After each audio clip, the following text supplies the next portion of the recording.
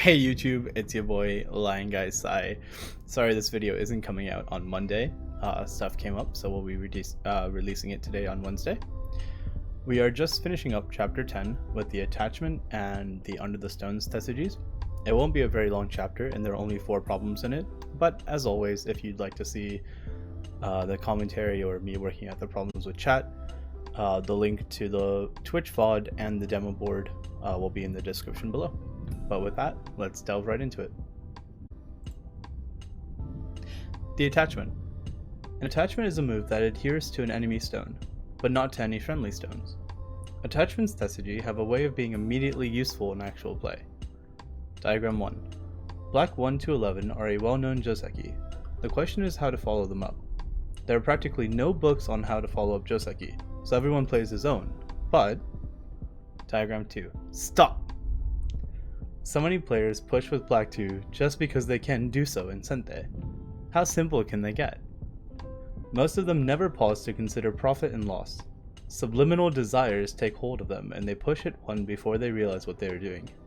The faults of the 1-2 exchange are that 1. White is moving ahead of Black. 2. White is being strengthened. And 3. Black is losing good potential. Anyone who wants to improve at Go had better curb his base impulses to play moves like 1. In blunt language, cut it out. Diagram 3. If Black wants an outer wall, he should skip out in front of White to 1 and let White push him instead of vice versa. Seen in the light of the struggle to get ahead, Black 1 is a good move. Diagram 4. When Black already has a hardened formation on the upper side, he can assault the right side with the attachment tessage at 1. If White pushes out at 2, Black bends under him with 3. Black 5 quickly gives him a viable position. If White plays 2 at A, Black is more than satisfied to play 4. White B, Black 2, White 3, Black C. Diagram 5. Black can also approach at a 1-space interval with 1. If White plays 2, Black has a nice attachment at 3. Do you understand why it works? Diagram 6. Black 1 to White 8 sometimes appear in even games. The question is about Black's next move. White has no answer to the attachment tessage at 1. If he counters with 2, he has to give way at 4, and after 7, Black's triangled stone is standing squarely on his vital point. A very good result for Black. Diagram 8. If White plays 2 here, Black draws back with 3. White 4 and 6 both fill dead space, while all of Black's stones ideally combine attack and defense. One good move leads to the next. Black 1 and the rest add up to a great. Diagram 9. Black's turn. How should he play in the battle on the right side?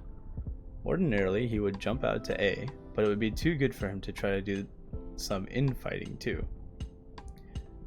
Diagram 10. How about peeping at 1? White answers with 2, and his counter peep at 4 makes Black 3 a thoroughly bad move. Forced to take Gote at 5, Black is headed for a crisis on the right side. Diagram 11. Next page. Attaching at Black 1 is an inspired tessage. If White replies at A, Black can cut him apart in Sente with B, White C, Black D. White therefore cannot play A, which means that he has lost his base while Black has become practically settled. If Black plays 1 at F, but is aware of the attachment tessage and plans to carry it out next, that is also fine. Diagram 12. Black to play. How can he make good shape? Those who recognize this immediately as a variation of the 2-space pincer joseki have done their homework well. Diagram 13. Black's first temptation is to give Atari at 1, to link up in Sente, but once he does, he has no good continuation. Black 1 is what is termed crude. Diagram 14. Usually the tessage is to give Atari from the other direction with Black 1. That may be hard to do because, as the diagram shows, it leaves Black 1 and the mark stone in a dangerous position, but one has to learn to see that those 2 stones are a sacrifice to propel Black outward at 3 and 5. This is a necessary way of thinking. The result, through Black 9 in Diagram 14, is incalculably better than Diagram 13. There is an even better way for black to play, however. Diagram 15.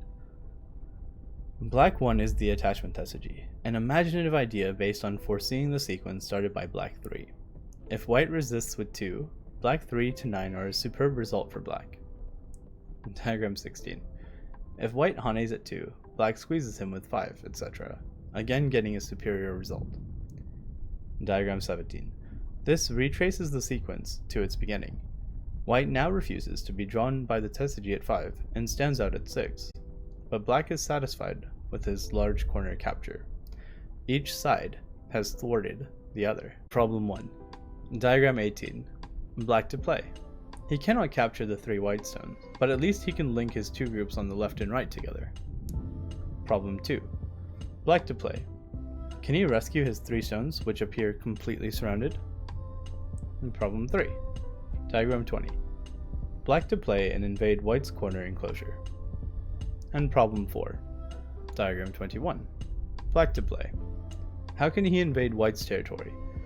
Black A, white B, black C, white D, black E, white F are not the answer. Answer to problem 1, diagram 22. Black 1 is a so-called nose attachment. White can only play 2 and 4. Answer to problem 2. Diagram 23. Black escapes from enemy territory with another nose attachment. If white plays 2 at 5, then black 4, white 3, black A. Answer to problem 3. Black attaches at 1, and the sequence to 15 leaves white eyeless and shaken. This pattern can easily occur in actual play. Answer to problem 4. Black 1 is a rare and beautiful attachment tesuji. There are several variations, but in all of them black can either break through from his markstone or live in the corner. Under the stones. The highest form of sacrifice technique is playing back into the space from which the sacrifice stones have been removed, i.e., playing under the stones. Practical applications aside, the author will be glad if the reader simply finds this tesuji entertaining, an example of what strange things can happen on the Go board. Here are a few positions, for reference.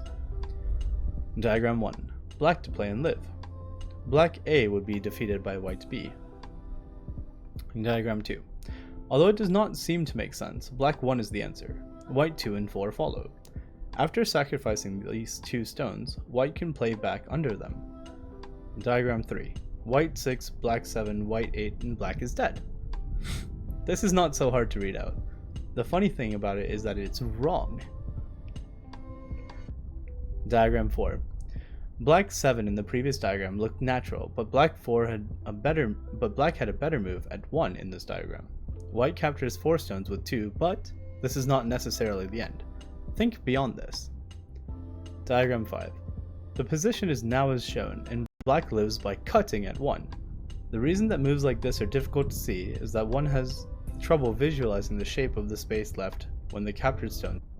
Diagram 6. Black to play and kill. Black 1 is correct. White 2, etc. are the strongest resistance, but black 7 paves the way for a tesuji under the stones. Do not hastily conclude that white is alive just because he has captured 4 in a row. Black cuts at 5 and white dies. Diagram 8. Black to play and kill. White 1 is a crafty move, but black can still kill white if he reads carefully. Diagram 9. Does black think he can kill him by connecting at 1? White lives easily with 2 and 4.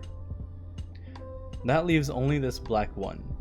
Hopefully black does not make this move because he has no choice, but because he has read the continuation out to the finish.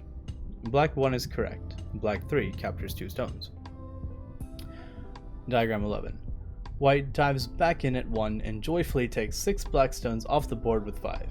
He seems to have gotten a big profit.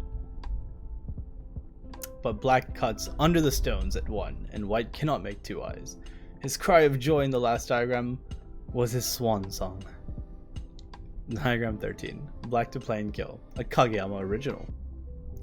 White has a good defense up his sleeve, so black cannot afford to just start anywhere. Diagram 14. This black 1 is a failure. Black wins the capturing race and sweeps 6 white stones from the board, but white cuts back in at 1 and captures 7 black stones, leaving the position shown in the next diagram.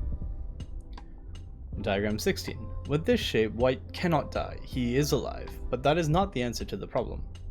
All the capturing and recapturing is apt to become a bit confusing, so I wanted to get this wrong variation out of the way first. Diagram 17. Black 1 is correct. This time, white wins the initial combat and captures 6 black stones, but in the space left open... Diagram 18. Careful. Black. Not here. Haste makes waste. White lives with 2, giving black only 4 stones worth of a small change. Diagram 19. That's better. Now white's dead. Diagram 20. Black to play. What result? Black would like to kill white, but this will not be easy. White has cut at a sore spot. Diagram 21. Black 1 and 3 aim for an under the stones thesygy.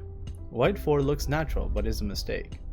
Black cuts back in after 8 and white dies. White should make the throw in at 1. If black concedes him the ko, planning to play under the stones, then, unlike diagram 21, white lives. Black, accordingly, will fight the ko, and that is the correct answer. And there you have it, YouTube. This concludes chapter 10. How'd y'all do on the 4 problems? Hopefully they didn't cause you too much grief, and hopefully the diagrams or the analysis in the demo board, if you use that, were of some assistance to you. But with that, we're so close to the end of the book. There's only the endgame pointers chapter, the next chapter, chapter 11, and an appendix showing Kageyama's game versus the Meijin at the time, Rin Kaiho. But yeah, with that, I hope to see you here next week. And as always, if you want to hang out and vibe, come check us out live at twitch.tv/LionGuySci. So, see you later, YouTube.